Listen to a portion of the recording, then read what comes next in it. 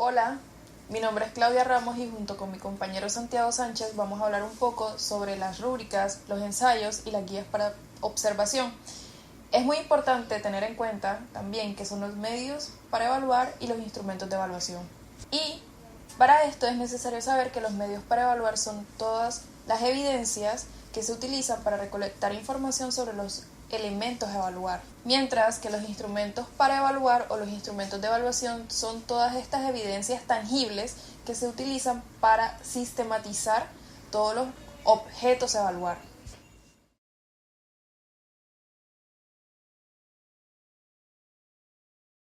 Para empezar, vamos a hablar un poco acerca de lo que es el ensayo. El ensayo es un género discursivo de la quinta tipología textual argumentativa que se visualiza en prosa. Básicamente, el ensayo cumple el objetivo fundamental de desarrollar o defender una tesis para lograr la adhesión del auditorio a esta misma. Para ello, el autor puede trabajar desde dos ángulos distintos. El primero, inmerso en la teoría o la idea planteada, y el segundo, desde lo inherente del lenguaje utilizado, es decir, la manera estética como el autor presenta la idea o las ideas. Existen dos clases de ensayo, el literario y el científico-técnico. A pesar de sus claras diferencias, ocasionalmente se tocan para generar un vínculo. Se sabe de ensayos científicos que apelan a los elementos estéticos del ensayo literario, es decir, la puesta en escena del lenguaje, y también de ensayos literarios que se conforman o se configuran con la formalidad de un ensayo científico para poder expresar sus ideas. Por ejemplo, se sabe de un fragmento del libro Del culto de los libros de Jorge Luis Borges del año 1980, en el que el autor diserta sobre la importancia de la construcción del libro en la construcción de la memoria humana y de la cultura a lo largo de la historia. Este es un ensayo no literario en el que el valor estético se pone claramente de relieve. Por otro lado, cuando hablamos de la finalidad del ensayo como instrumento de evaluación, podemos hablar de dos objetivos dentro del aspecto lingüístico. El primero sería la producción y el segundo sería la comprensión.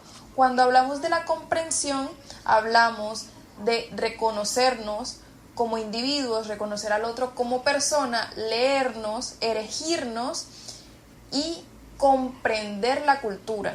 Por lo tanto, cuando hablamos de comprensión, queremos decir que el individuo genera significado literal y oculto, y en la construcción el individuo genera sentido o significado literal y profundo.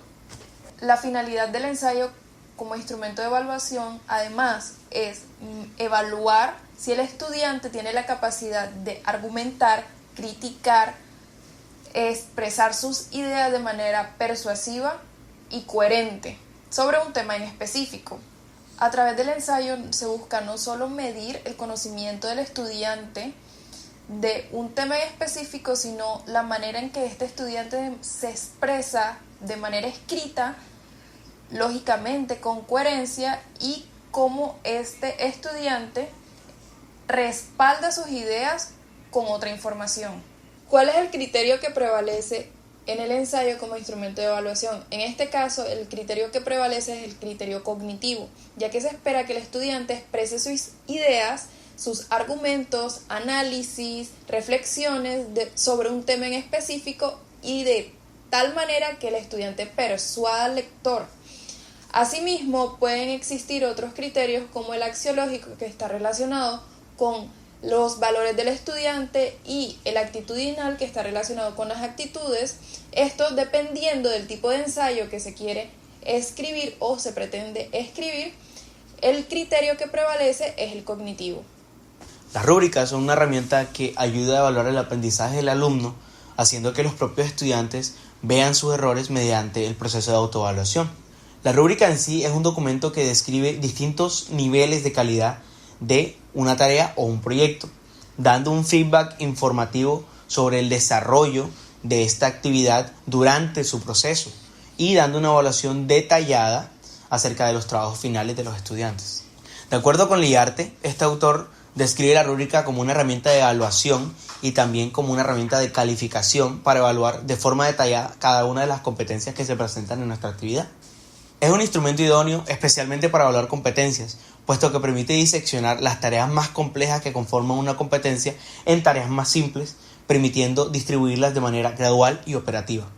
La finalidad de la rúbrica como instrumento de evaluación es proporcionarle a los estudiantes criterios claros y específicos sobre una actividad o tarea con el fin de evaluar el desempeño de los mismos. También puede ser usado como una herramienta de autoevaluación para el estudiante y para el continuo mejoramiento del mismo. En una rúbrica, todos los criterios cognitivo, procedimental, axiológico y actitudinal pueden estar presentes. Sin embargo, pueden variar según el enfoque que se le dé a la rúbrica y el contexto en el que se aplica esta evaluación. En general, las rúbricas se diseñan para evaluar el desempeño de los estudiantes en una tarea específica. Puede ser un proyecto, una presentación, un ensayo u otra actividad. Por lo tanto, los criterios cognitivos suelen ser fundamentales, ya que se suele evaluar la comprensión del contenido, la precisión conceptual y la calidad del pensamiento crítico. Una guía de observación es un instrumento de evaluación dentro del proceso de enseñanza que sirve con el fin de recopilar información sobre el desempeño de los estudiantes, el proceso de enseñanza, el ambiente educativo o cualquier otro aspecto dentro del contexto escolar del que se quiera recopilar información.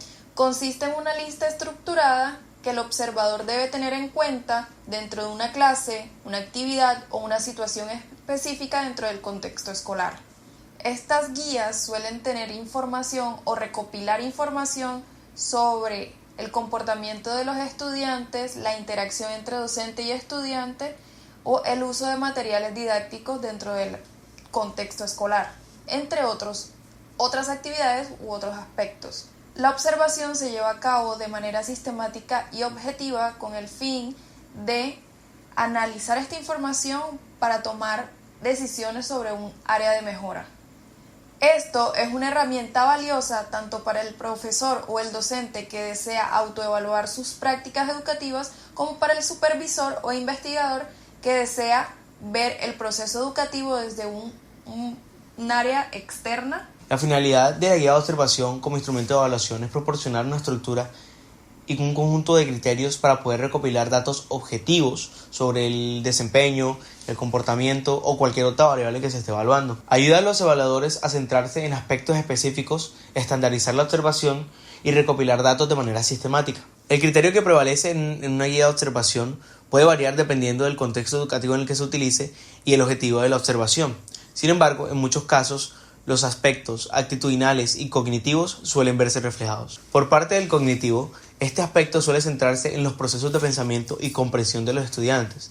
En una guía de observación pueden verse reflejados logros que tengan que ver con la comprensión de conceptos, la aplicación de conocimientos o incluso la resolución de problemas. Por otra parte, en el actitudinal, este criterio suele centrarse en las aptitudes, valores o disposiciones que tienen los estudiantes con relación al ambiente educativo. La guía de observación puede tener indicadores relacionados con la motivación, la participación y la colaboración. En este apartado hablaremos sobre las temáticas y contenidos que se pueden trabajar con estos instrumentos de evaluación.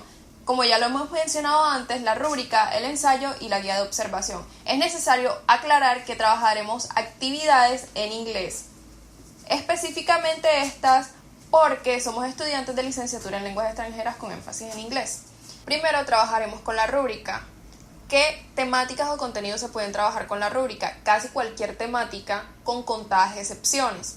En este caso, tomaremos un ejemplo que es una actividad a realizar en el grado séptimo. Es una micropresentación donde el estudiante hablará de su rutina diaria o rutina semanal y la de algún familiar o amigo. Este tendrá que hablar sobre las actividades que él realiza generalmente, gustos, disgustos o deportes que practica.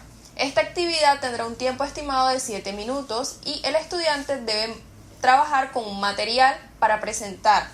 Esta puede ser una cartelera, una fotografía, una línea de tiempo u otro material didáctico lúdico que pueda usar para la presentación. ¿Qué referentes y competencias estará trabajando el estudiante dentro de esta actividad? Primero, el referente que el estudiante estará trabajando es: sostiene monólogos donde hace presentaciones breves y explica de manera sencilla sus preferencias, actividades y otros temas relacionados con su entorno de intereses. Competencias. Son 3 competencias que el estudiante desarrollará. La primera, narra y describe de manera sencilla lo que le gusta y lo que le disgusta respecto a algo. Hace exposiciones muy breves de contenido predecible y aprendido y describe con oraciones simples su rutina diaria y la de otras personas. Competencias comunicativas a desarrollar dentro de esta actividad: la competencia pragmática y la competencia lingüística. Los criterios de evaluación que se trabajarán dentro de la rúbrica serán 6, que son: tiempo de la presentación, creatividad del material, fluidez al hablar, uso del vocabulario enseñado, comprensión, coherencia y cohesión. Y las valoraciones que el estudiante podrá obtener serán 4. Superior con una nota de 5, alto con una nota de 4, básico con una nota de 3 y bajo, que es reprobado, con una nota de 2.9. Para las temáticas que se pueden trabajar con el ensayo, nosotros elegimos una actividad que estaría orientada a estudiantes de grado décimo, en los cuales ellos harían un texto argumentativo en el que expliquen cuáles son las ventajas y las desventajas del uso de las redes sociales en el aprendizaje del inglés. El ensayo, como cualquier texto argumentativo, constaría de 3 ítems elementales. El primero sería la introducción, en el que se introduce el tema. El segundo sería el desarrollo de la tesis o la defensa de esta misma. Y el tercer ítem sería la conclusión, en el que sería una reflexión corta acerca de los temas tratados. En la introducción sería, como mencioné anteriormente, una breve presentación acerca del tema y del contexto o el uso en contexto que tendría para los estudiantes de décimo grado. Además de eso, sería una breve explicación de cómo las redes sociales han influido en nuestra vida cotidiana actualmente y en el aprendizaje de las lenguas. El desarrollo constaría de 3 puntos importantes. El primer punto que se tocaría en el desarrollo de la tesis sería las ventajas que tiene usar esta metodología en el aprendizaje del inglés.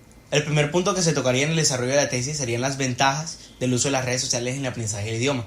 Sería una breve exploración de cómo plataformas como Instagram, por ejemplo, Twitter o YouTube pueden ser utilizadas para el aprendizaje de las lenguas. Como siguiente idea, se dirían algunos ejemplos de cómo seguir cuentas de gente nativa, participar en conversaciones en línea, por ejemplo, o cómo buscar en estas redes sociales materiales didácticos que nos ayuden.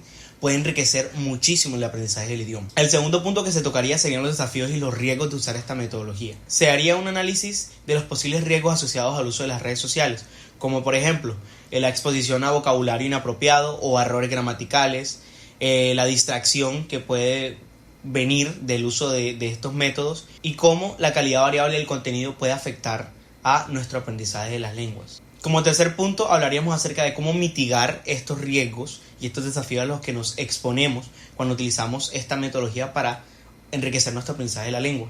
Se hablarían acerca de estrategias para reducir el uso no saludable de las redes sociales, cómo seguir o cómo identificar cuentas confiables de gente nativa que tenga contenido de calidad, estrategias para participar en comunidades en línea que nos ayuden a enriquecernos en nuestro vocabulario y nuestro aprendizaje de la gramática, y a establecer límites saludables en el uso de las redes sociales para no sobrepasarnos o no sobreexponernos a los riesgos ya planteados en el punto anterior.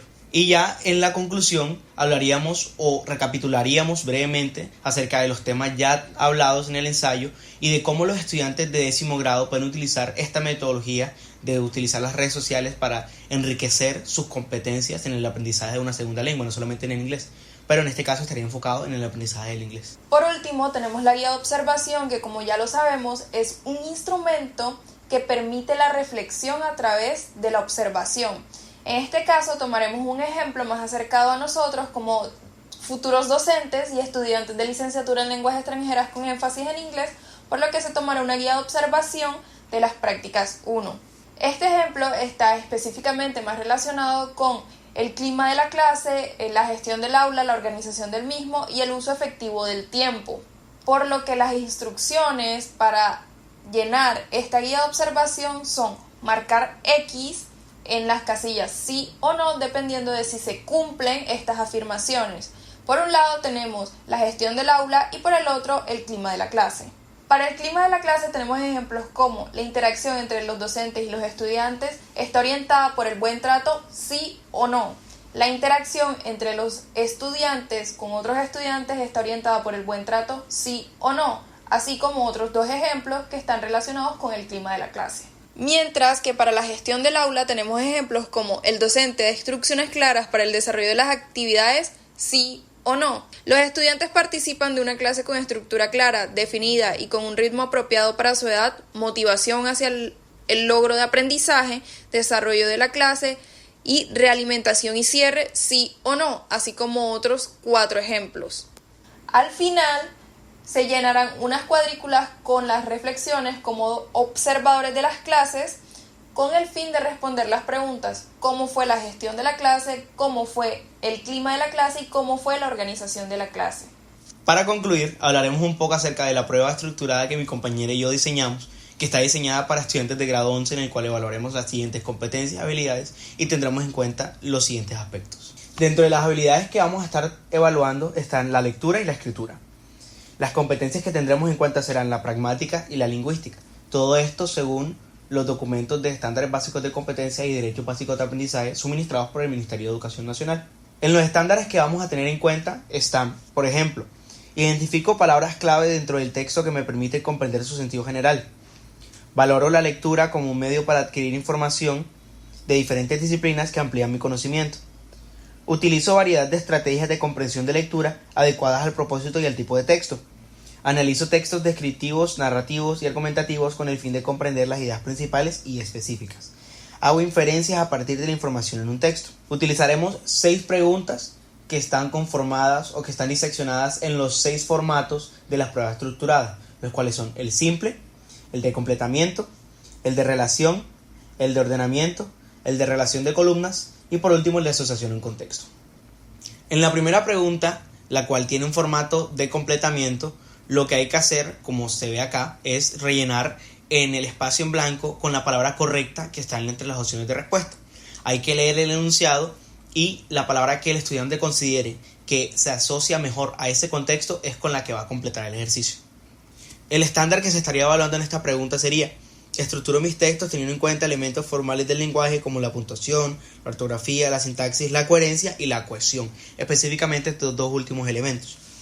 Se estarían evaluando la competencia lingüística y pragmática y la evidencia de aprendizaje sería que completa el texto de manera coherente usando la palabra gramaticalmente adecuada.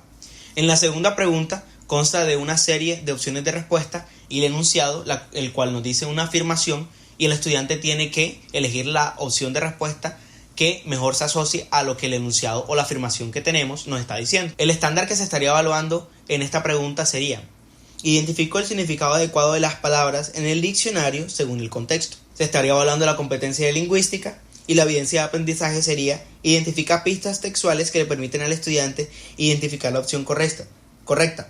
En este caso, el método de cocinar descrito. En la tercera pregunta, tenemos un conjunto de imágenes en los cuales nosotros tendremos que asociar estas opciones de respuesta al contexto más adecuado o al contexto correspondiente de lo que nos están hablando y obviamente que tenga que ver con la imagen. El estándar que se estaría evaluando en esta pregunta sería: analizo textos descriptivos, narrativos y argumentativos con el fin de comprender las ideas principales y específicas. Se estaría evaluando la competencia pragmática y la evidencia de aprendizaje sería que relaciona imágenes con textos de manera coherente. Para la siguiente pregunta se le dan al estudiante una serie de palabras de manera desordenada con el fin de que el estudiante lo organice para tener una oración coherente. En esta actividad el estándar que se maneja es: estructuro mis textos teniendo en cuenta elementos formales del lenguaje como la puntuación, la ortografía, la sintaxis, la coherencia y la cohesión. Se manejan 2 competencias, la competencia lingüística y la competencia pragmática. La evidencia a trabajar en esta pregunta es: completo el texto de manera coherente usando la palabra gramaticalmente adecuada, pero el formato, como es posible observar, es de ordenamiento. En el siguiente punto hay 2 columnas con una serie de palabras cada una. El objetivo de esta actividad es que el estudiante relacione las palabras de una columna con la otra con el objetivo de que tengan significado juntas y se pueda formar una oración. El estándar a evaluar en esta actividad es: estructuro mis textos teniendo en cuenta elementos formales del lenguaje como la puntuación, la ortografía, la sintaxis, la coherencia y la cohesión. Y la competencia a evaluar es la pragmática y la lingüística. La evidencia en este ejercicio es: relaciona palabras para formar oraciones coherentes demostrando comprensión del significado y uso apropiado de las palabras. Y el formato de este ejercicio es de relación. Para finalizar la prueba estructurada tenemos como último punto una actividad con formato de asociación por contexto, por lo que el estudiante debe relacionar un bloque de texto o unos bloques de texto etiquetados con letras con unos bloques de texto etiquetados por números, para así generar una respuesta coherente. Muchas gracias.